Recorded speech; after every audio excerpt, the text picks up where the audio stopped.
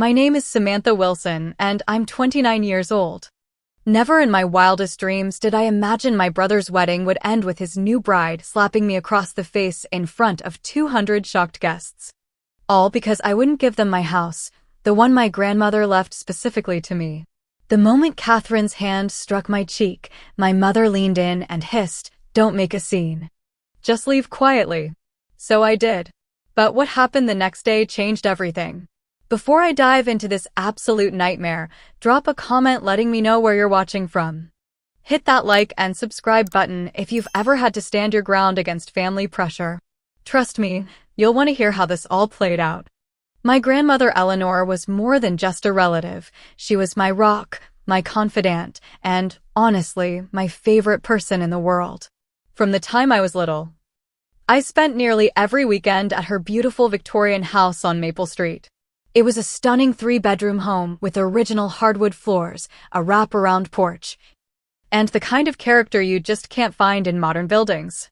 I would help her tend to her garden, learn her secret recipes in that spacious kitchen with the vintage tile work, and listen to her stories on the porch swing as the sun set.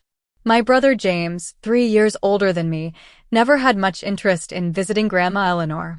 Even as kids, he'd find excuses not to go: baseball practice, homework, or just claiming it was boring to hang out with an old lady. As we grew up, the pattern continued. When James went to college, his visits became limited to obligatory holiday appearances. After graduation, when he moved back to our hometown for his banking job, he'd stop by maybe twice a year, staying for the minimum polite amount of time. Meanwhile, I built my adult life with Grandma Eleanor firmly at the center. After college, I got a job as an elementary school teacher just 20 minutes from her house. I'd visit her 3 or 4 times a week, helping with groceries, taking her to doctor appointments, or just sharing a cup of tea and conversation. When she was diagnosed with cancer 5 years ago, there was no question about who would be her primary caregiver. Those final 2 years of her life were difficult but precious. I scaled back to teaching part-time so I could take her to chemotherapy appointments, manage her medications, and eventually provide the hospice care she needed. James visited exactly twice during her illness, once when she was first diagnosed and once about a week before she passed.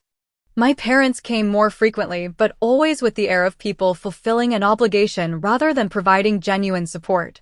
When Grandma Eleanor passed away 3 years ago, I was devastated. She'd been more like a mother to me than my actual mother Barbara, who always seemed more concerned with maintaining appearances than forming real connections. The reading of the will surprised everyone except me. Grandma left her house to me, along with most of her savings and personal belongings. James received her car, which he promptly sold, and a modest cash inheritance. "She left you the house," my mother had exclaimed, her voice rising with indignation. "But that should go to both of you children."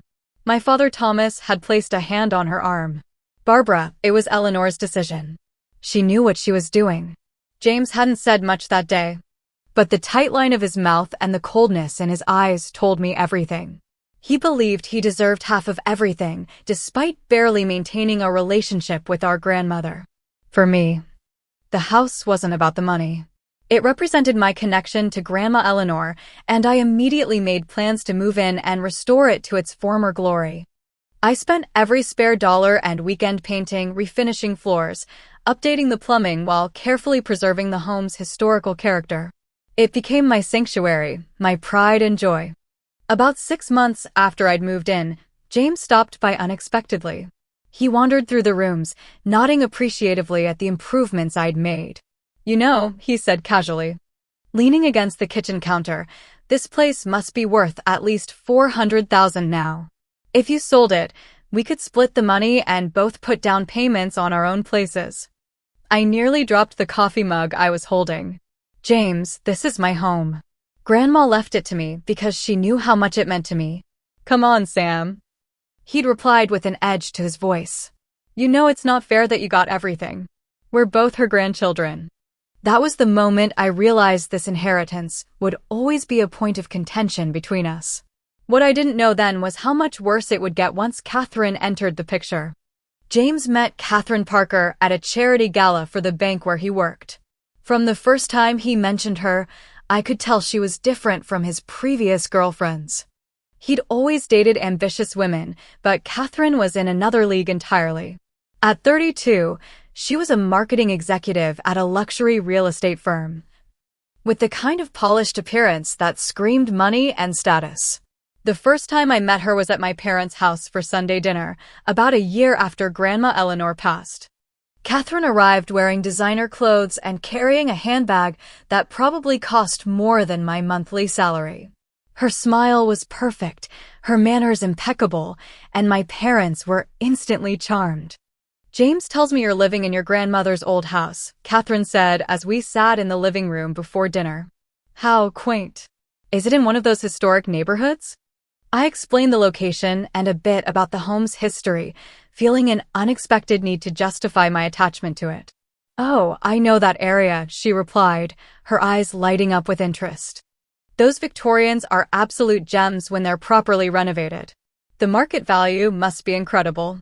It was the first red flag, her immediate focus on the house's monetary worth rather than its sentimental value. James and Catherine's relationship progressed at warp speed. Within 3 months, they were engaged. Within 6, they'd set a wedding date just 4 months away. My mother, Barbara, was thrilled, instantly bonding with Catherine over wedding plans and future grandchildren. My father, always more reserved, seemed pleased that James had found someone so accomplished. As the wedding preparations began in earnest, Catherine's interest in my house intensified. She started dropping by unannounced, always with some thin excuse about being in the neighborhood. "I was just meeting a client nearby and thought I'd stop in to see what you've done with the place," she'd say, walking through my rooms with an appraising eye. "You know, with my background in luxury real estate, I could give you some pointers on maximizing the property's potential." During one such visit, about 2 months before the wedding, Catherine sat at my kitchen island sipping tea and made what she probably thought was a casual suggestion. "You know, Samantha, James and I have been looking at houses, but the market is just so competitive right now. We were thinking, wouldn't it be perfect if we could buy this place from you? It would keep it in the family. And you could use the money to get something more suitable for a single person." I nearly choked on my tea. "Catherine, I'm not interested in selling. This is my home." Her expression hardened for just a second before the pleasant smile returned. "Of course, I understand completely. Just something to think about.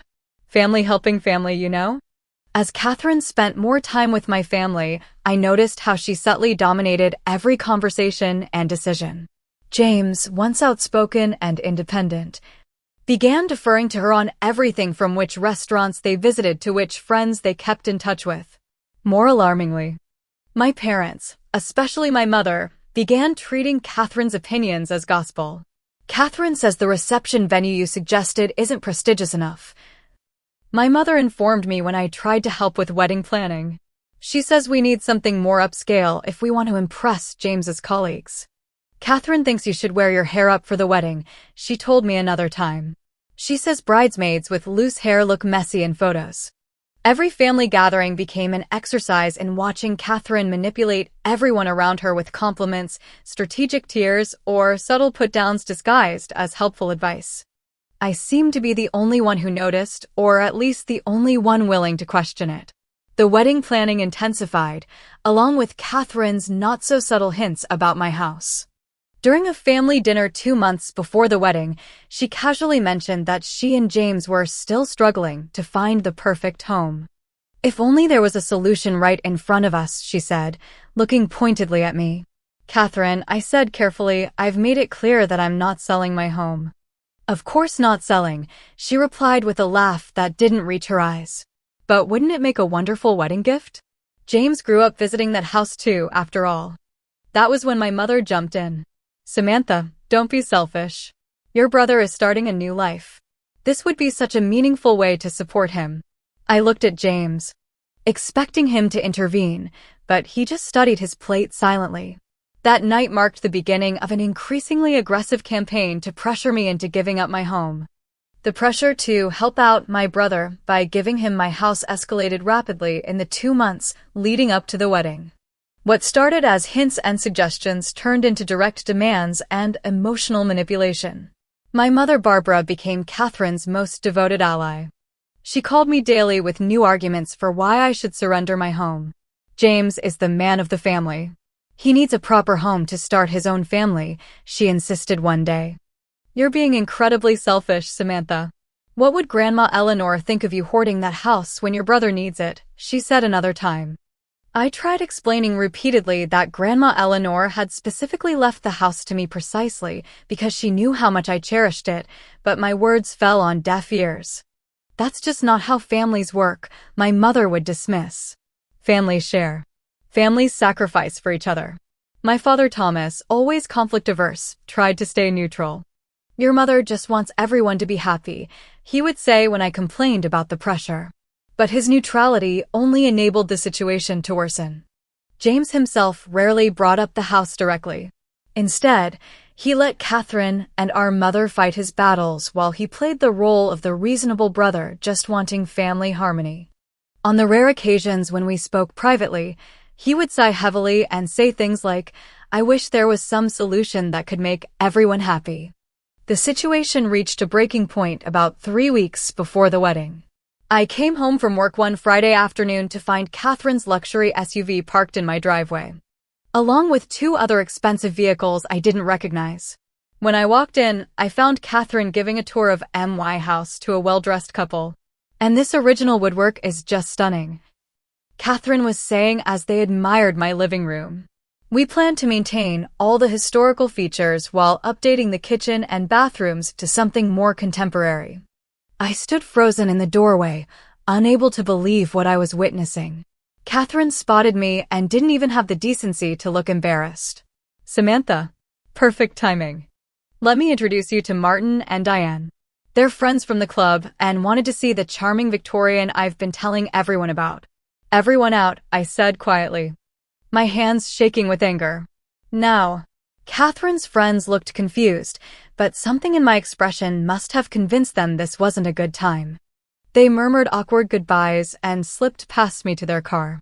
When they were gone, Catherine's pleasant mask dropped instantly. That was incredibly rude, Samantha. They're very influential people in this town. What's rude is giving tours of someone else's home without permission, I shot back. How did you even get in? She waved her hand dismissively.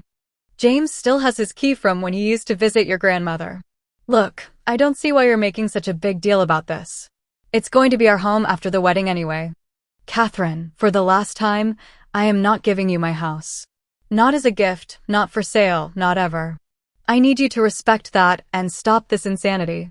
Her eyes narrowed and then, to my astonishment, she burst into tears. Not gentle crying, but full-on dramatic sobbing that seemed to come out of nowhere. I've tried so hard to be part of this family, she wailed. I've been nothing but nice to you and you're ruining everything. James and I need this house for our future. I later learned she'd called my mother immediately after leaving, painting me as the villain who had cruelly thrown her and her friends out. My phone rang within minutes of Catherine's departure. How dare you treat Catherine that way? My mother screeched without even a hello. After all she's done to include you in the wedding? Your grandmother would be ashamed of your behavior. My attempts to explain what had actually happened fell on deaf ears. My mother had already decided I was the problem. The final showdown came at a family dinner the weekend before the wedding. Catherine had been avoiding me since the house tour incident, but my mother insisted we all needed to clear the air before the big day. We sat around my parents' dining table in tense silence until my mother cleared her throat.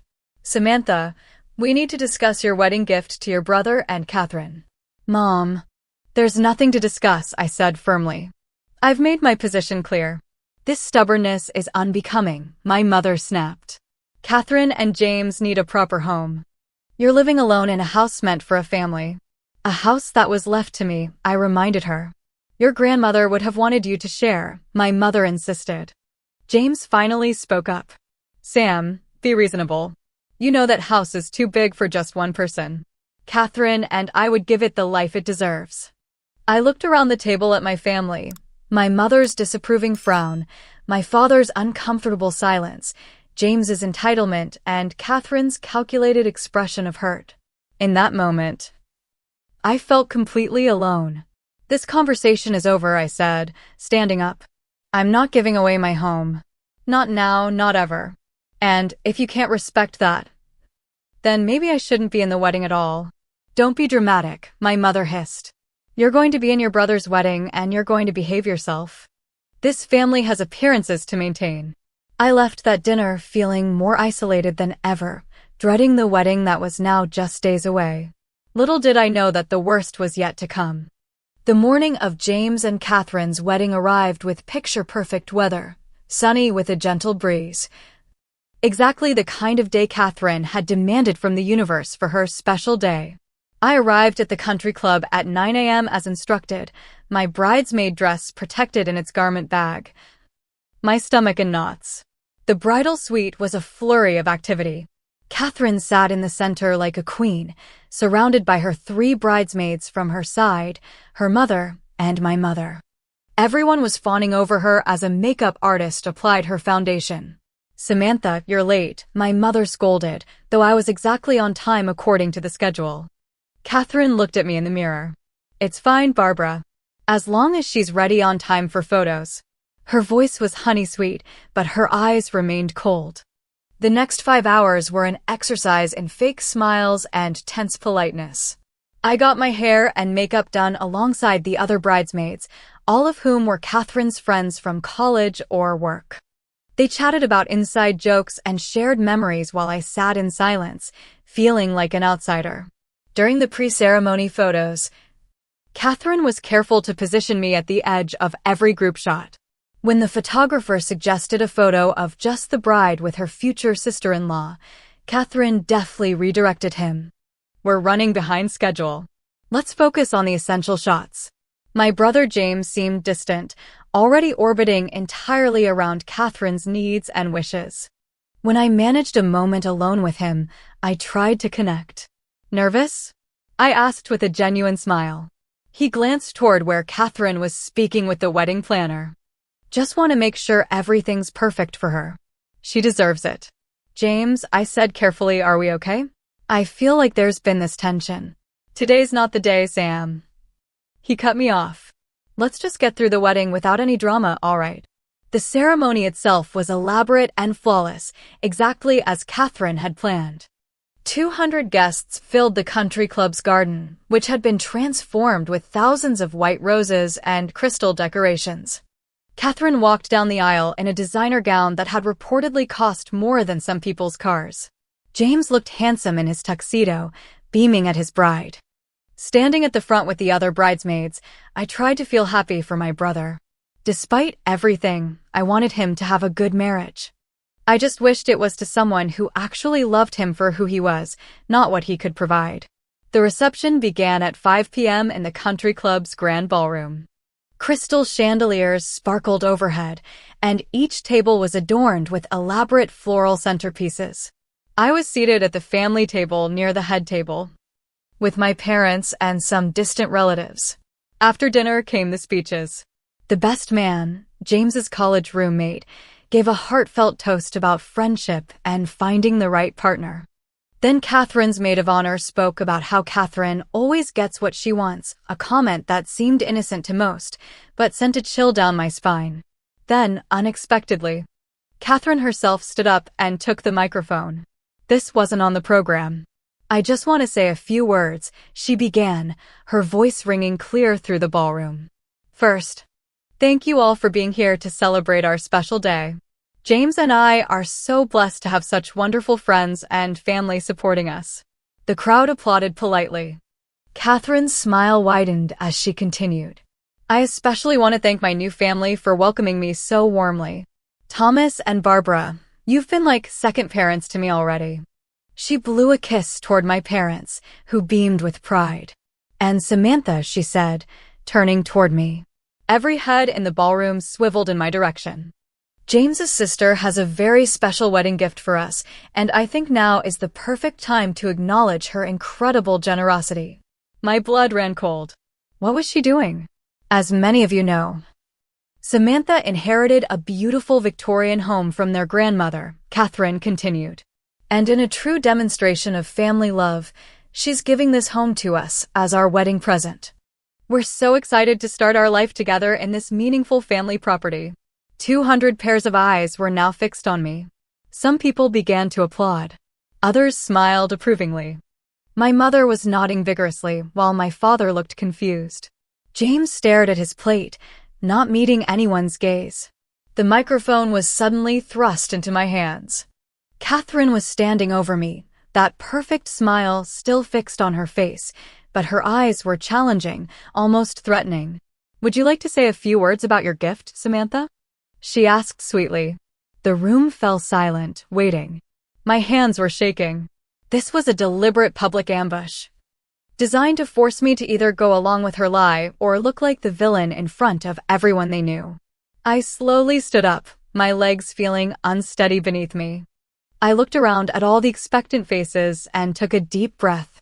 "I'm afraid there's been a misunderstanding," I said as calmly as I could. "While I wish James and Catherine every happiness in their marriage, I am not giving them my home." The silence in the room became deafening. Catherine's smile froze on her face. "Samantha is just being modest," she said with a tight laugh. "We've discussed this for months." "No, Catherine," I said firmly.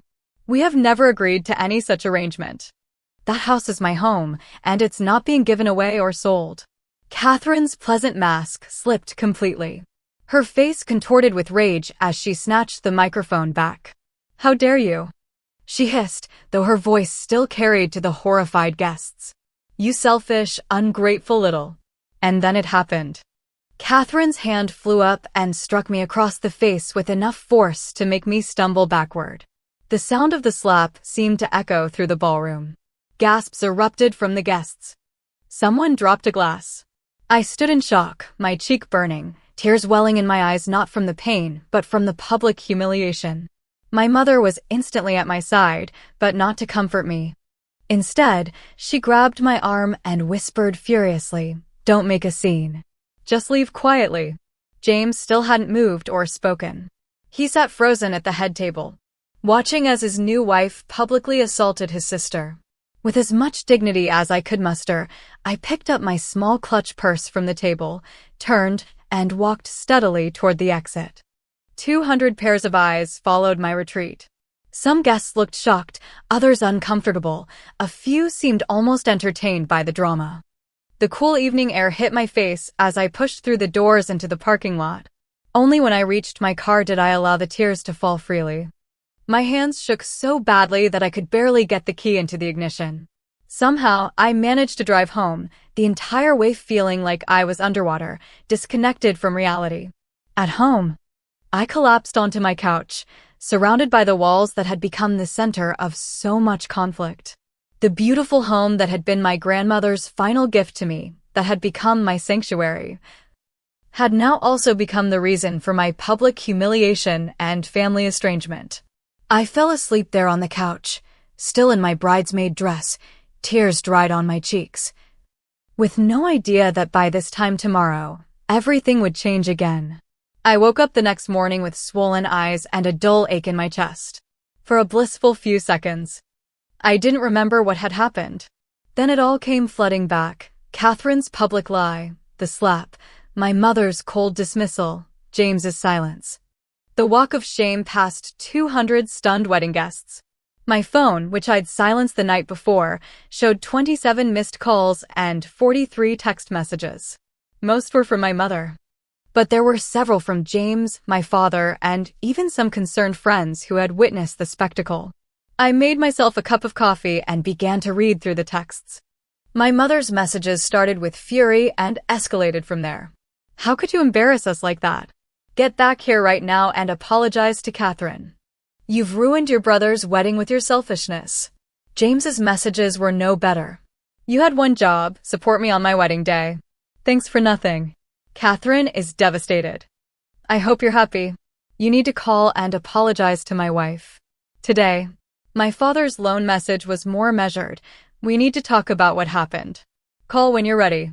The last text came in while I was reading the others. It was from Catherine, sent to me and apparently every guest at the wedding. Dear friends and family, James and I are deeply sorry for the unfortunate incident at our reception. We're heartbroken that Samantha chose to create a scene on our special day after promising us a wedding gift she then publicly retracted. We ask for your support during this difficult family time. Our Hawaiian honeymoon will proceed as planned.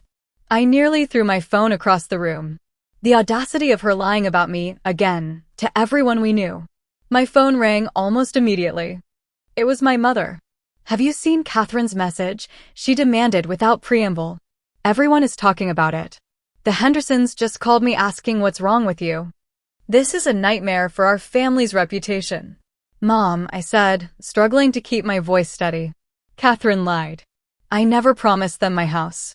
And then she slapped me in front of everyone. Why am I the villain here? You could have just gone along with it for one night and discussed it privately later, my mother snapped. Now we all look terrible. Your father and I are being dragged into your selfishness. My selfishness? Catherine tried to publicly force me to give up my home. It's just a house, Samantha. Your brother is family. The conversation deteriorated from there. My mother issued an ultimatum. Either I apologize to Catherine and work something out about the house, or I would be cut off from the family. We can't have this kind of divisiveness, she declared. Catherine is James's wife now. She's family. You need to make this right. I hung up feeling sick to my stomach. Within hours, I discovered that Catherine had been busy on social media too. She'd posted a carefully worded account of the wedding, portraying herself as the heartbroken bride betrayed by a jealous sister-in-law. The post included beautiful photos of the ceremony and reception, strategically ending before the confrontation. The comments section was filled with sympathetic responses and people criticizing me without even knowing me. Some people are so selfish. Family should always come first. So sorry your special day was tarnished by drama. I felt like I was living in an alternate reality where I had somehow become the villain in my own life story. Later that afternoon, my phone rang again. It was Melissa, a woman who lived in my neighborhood and had attended the wedding as the plus one of James's colleagues. Samantha? I hope you don't mind me calling. I got your number from the neighborhood directory. I wanted to check if you're okay after what happened last night. Her kindness nearly made me break down again. I'm hanging in there, I managed to say. Listen, Melissa said, I know we don't know each other well, but something feels off about this whole situation. Catherine has been telling people for months that she and James were moving into a family property after the wedding. She even invited a bunch of us to a housewarming party next month at your address. I assumed it was all arranged. I felt like I'd been punched in the stomach. What? She's been planning a housewarming? At my house? Yes. She's been talking about renovation plans, showing fabric swatches for curtains, everything. She even brought some of us by to see the outside about 2 months ago, though she said we couldn't go in because you were being difficult about the transition. After thanking Melissa for her honesty, I sat in stunned silence. Catherine had been planning this for months. She'd been telling people they were moving into my house long before the wedding, long before her public ambush. This wasn't a spontaneous wedding day drama, it was the culmination of a calculated campaign. My phone barely stopped ringing for the rest of the day. Other calls trickled in from wedding guests who had witnessed the confrontation and felt something wasn't right about Catherine's version of events. With each conversation, more disturbing information emerged. Catherine had told several guests that the house had actually been left to both James and me, but I had manipulated my grandmother into changing her will. She'd told others that I had explicitly promised the house as a wedding gift months ago, but was now mentally unstable and changing my story. The most shocking revelation came from my cousin Rachel, who called that evening. Sam, there's something you need to know. I overheard Catherine talking to James at the rehearsal dinner. They're in serious financial trouble. Apparently, they've put down deposits on furniture and hired contractors for renovations to your house already. Catherine kept saying, what are we going to do if she doesn't give in? James told her not to worry, that they'd figure something out. Wait, I said, trying to process this information. They've already spent money on renovating a house they don't own and have no right to. Yes, Rachel confirmed. From what I gathered, Catherine has been charging a lot to their credit cards. The wedding was way over budget too. I think they're counting on selling your house to pay off their debts.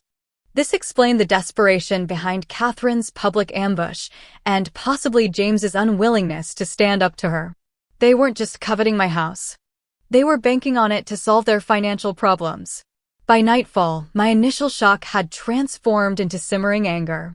I'd been manipulated, gaslit, publicly humiliated, and physically assaulted, all because Catherine Parker wanted my house and thought she could bully me into giving it up.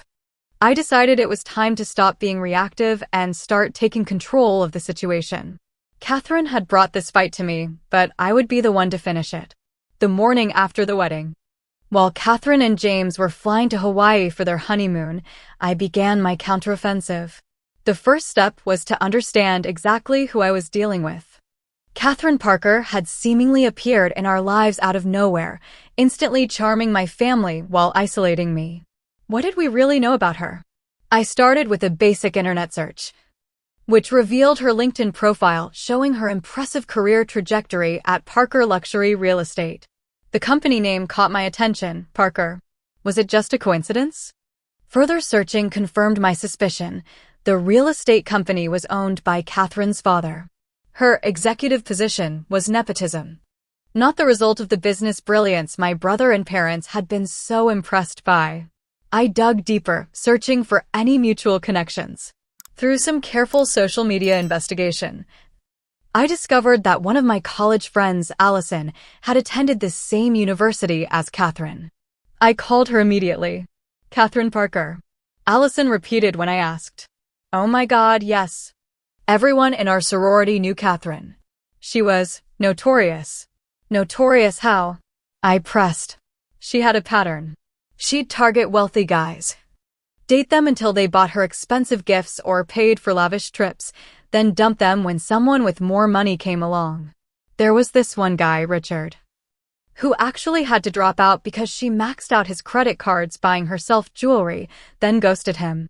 This aligned perfectly with what I was learning about Catherine.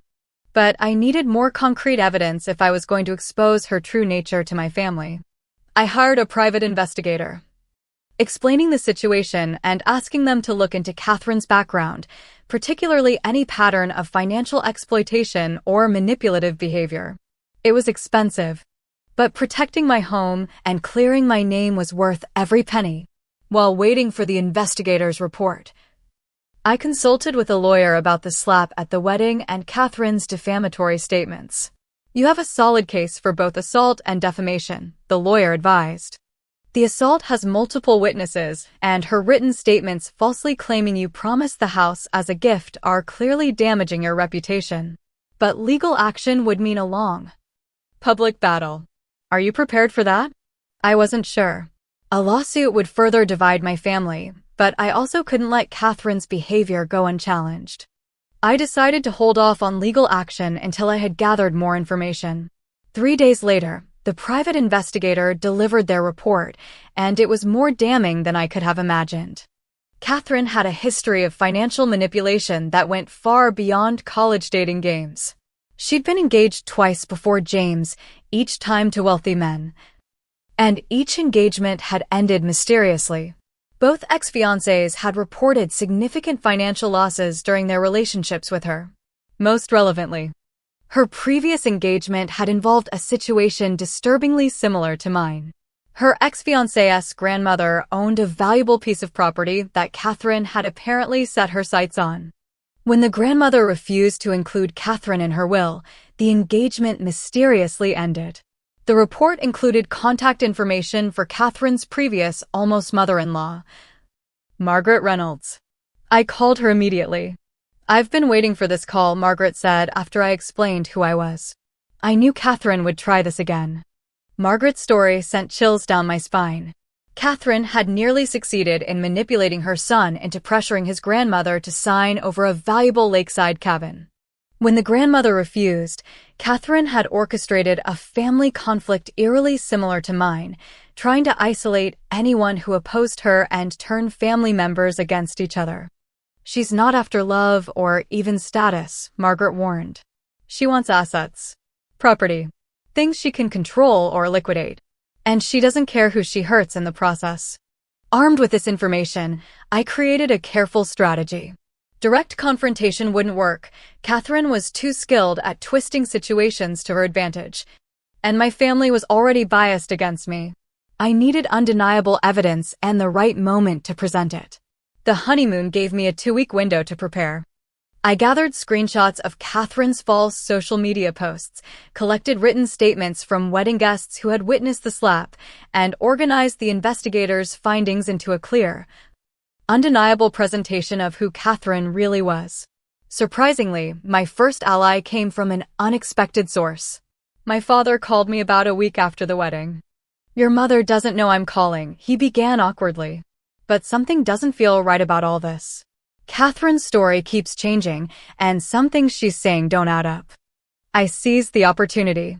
"Dad, I have information about Catherine that you and James need to see. Real evidence about who she really is and what she's doing to our family." He hesitated. "Your mother is convinced you're just jealous of James's happiness." "Dad, Catherine slapped me in public.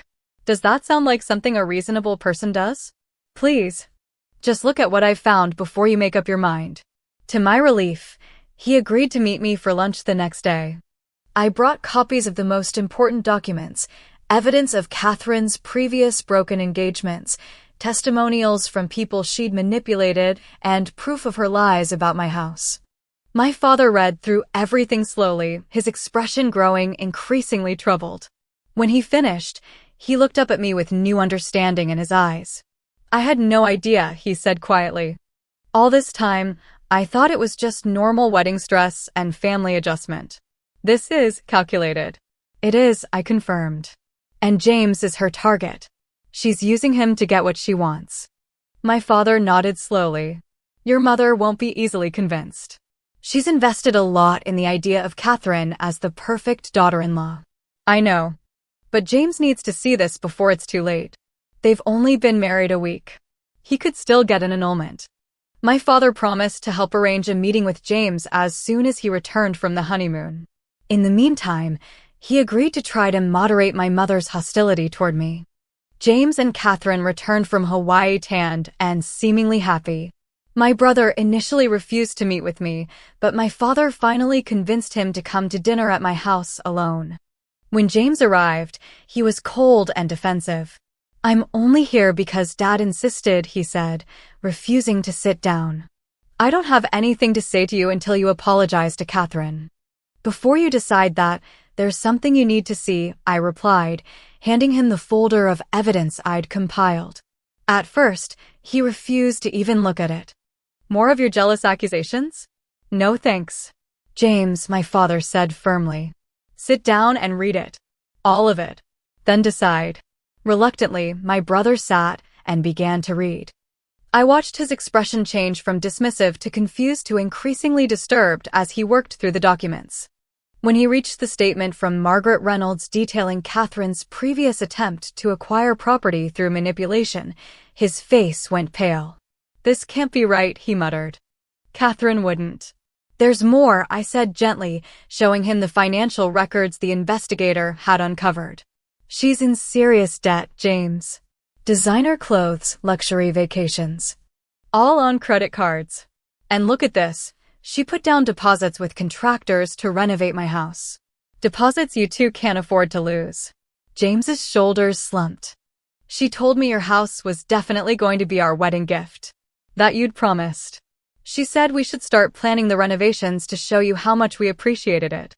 "I never promised any such thing," I said softly.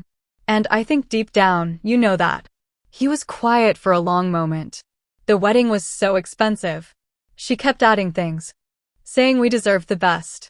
I tried to talk about the budget, but she would get upset, say I was ruining her special day. "Has she been controlling other aspects of your life too?" my father asked carefully.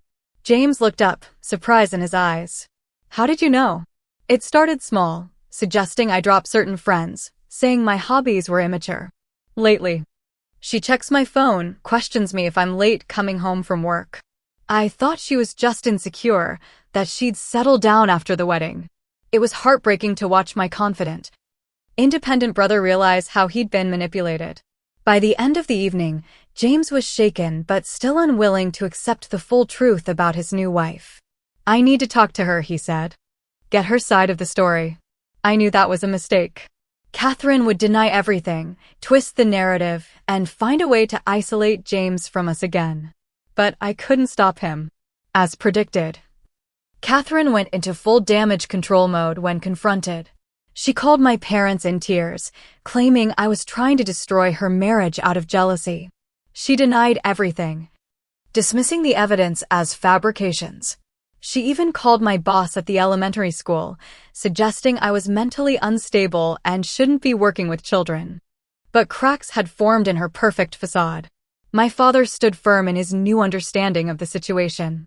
James, though initially swayed by Catherine's tears, couldn't unsee the evidence. And most importantly, I refused to back down. The final confrontation came when Catherine showed up at my door unannounced, a week after James had seen the evidence. "You think you're so clever," she hissed, all pretense of friendliness gone. "Turning my own husband against me with your lies." "They're not lies, Catherine," I replied calmly. "And we both know it. It doesn't matter. James loves me. He'll choose me in the end. And your parents care more about keeping up appearances than facing the truth. You'll be the lonely, bitter sister who tried to ruin her brother's marriage. Is that why you came here? To threaten me?" Her expression shifted to something calculating. "Actually, I came to negotiate. What will it take for you to back off? Money? I know, James, and I can't afford to buy your precious house, but we could arrange payments." I almost laughed at her audacity. "I don't want your money, Catherine. I want you to stop manipulating my brother and trying to steal my home." "Fine," she snapped. "Have it your way.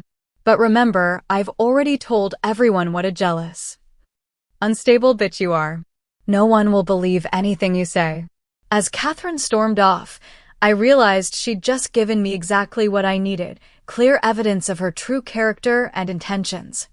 I'd recorded our entire conversation on my phone. That recording became the turning point.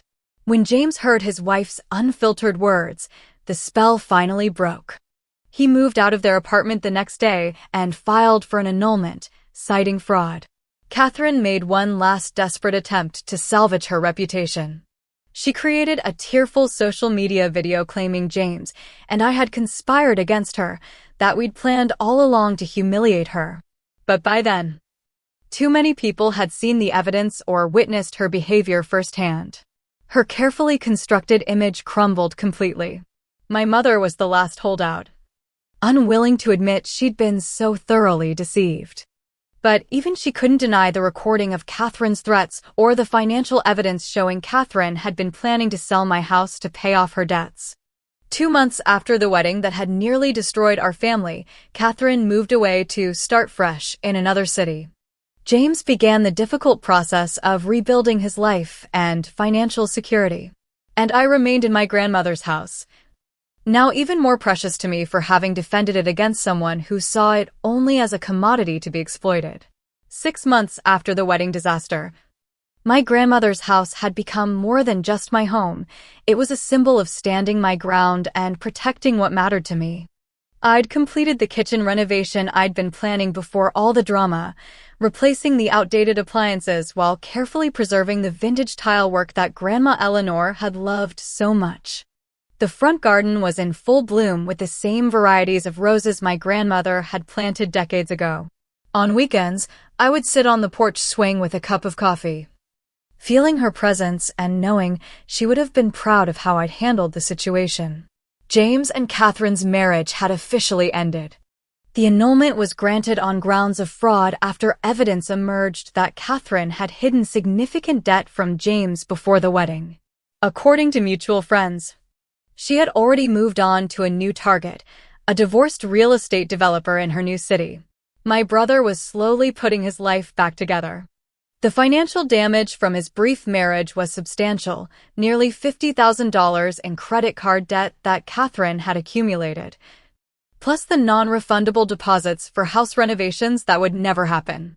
He'd taken a second job and moved into a modest apartment to begin paying it off. Our relationship was healing, but still fragile. We met for coffee every couple of weeks, carefully rebuilding the trust that had been damaged. "I still can't believe how blind I was," James said during one of these meetings. Looking back, there were so many red flags. "She was very good at what she did," I reminded him. "And she specifically targeted you because you're a good person who wants to see the best in others." He smiled sadly. "Thanks for not giving up on me, even when I was awful to you." My parents were a more complicated story. My father, Thomas, had made a genuine effort to make amends. He'd come over one Saturday morning about a month after the annulment, toolbox in hand, offering to help with my kitchen renovation. "I failed you," he said simply as we worked side by side. "I should have seen what was happening and stood up for you sooner. I'm sorry, Samantha." His straightforward apology and consistent actions to rebuild our relationship had gone a long way toward healing the rift between us. We now had dinner together every week, sometimes at my house, sometimes at a restaurant, but always just the two of us, strengthening our father-daughter bond. My mother, Barbara, had a much harder time acknowledging her role in the situation. Her first attempt at reconciliation had been awkward and filled with qualifications. "I still think you could have handled things more privately," she'd said when she finally called me, about 3 months after the wedding. But I suppose Catherine did take things too far. It wasn't exactly the apology I'd been hoping for, but it was a start. Over time, as the full extent of Catherine's manipulation became clear, my mother's position softened slightly. She began dropping by occasionally, always with some thin excuse about being in the neighborhood. During one such visit, as she critically examined my new kitchen curtains, she paused and said, "Your grandmother would be pleased with what you've done with the place." Coming from my mother, this was practically a declaration of unconditional support. I accepted it as the olive branch it was meant to be. The community response had been surprisingly positive once the truth came out. Many of the wedding guests who had witnessed Catherine's slap reached out to express support. Some admitted they'd always felt something was off about her, but hadn't wanted to say anything. Melissa from the neighborhood became a close friend, often joining me for coffee on my porch. "I can't believe I almost bought into Catherine's version of events," she said one afternoon. "She was so convincing with her victim act." "That's how manipulation works," I replied. "The most skilled manipulators make you doubt your own perceptions." Through this ordeal, I'd learned to value the true friendships in my life and to be more cautious about who I trusted. I'd also discovered a strength in myself that I hadn't known existed, the courage to stand alone when necessary, to defend what was right even when it would have been easier to give in. My brother James came over for dinner one evening in early spring, exactly 1 year after he'd first introduced Catherine to the family. He brought a small gift, a handcrafted ceramic house, similar to the Christmas ornaments our grandmother used to collect. "I saw this and thought of you," he said, somewhat sheepishly. "A house that's safe from Catherine-sized disasters."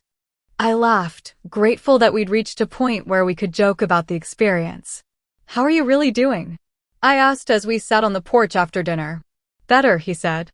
"The financial stuff is still a mess, but I'm making progress. The hardest part is trusting my own judgment again, you know?" I was so completely fooled. "We all were," I reminded him. "Well, except Grandma Eleanor. Somehow I think she would have seen right through Catherine from day one." James smiled. "That's probably why she left the house to you instead of me. She knew you'd protect it." He looked out at the garden. "I'm sorry I tried to take this from you, Sam. I got caught up in Catherine's vision of what we deserved, and I forgot what really matters." That conversation marked a turning point in our healing as a family. The next weekend, both James and my father came over to help me replace some worn boards on the porch. My mother showed up unannounced with lunch for everyone. It wasn't perfect. My mother still made the occasional passive-aggressive comment. And there were moments of awkward silence, but it was family, real and imperfect and slowly healing. As spring turned to summer, I hosted a proper housewarming party, The one I should have had when I first moved in, before Catherine entered our lives. Friends, neighbors, colleagues, and family filled the rooms with laughter and conversation. My grandmother's house, which had almost been taken from me, was finally fulfilling its purpose as a home filled with love and connection.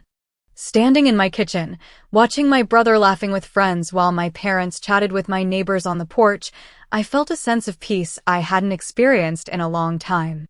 The house was more than just walls and a roof. It was a legacy, a connection to the past, and now a foundation for rebuilding what had been broken. The greatest lesson I learned through this experience wasn't about property rights or family obligations. It was about the importance of standing up for yourself, even when it would be easier to give in. About recognizing when someone is trying to manipulate you through guilt or social pressure. And about the strength it takes to hold your ground when everyone is telling you that you're wrong.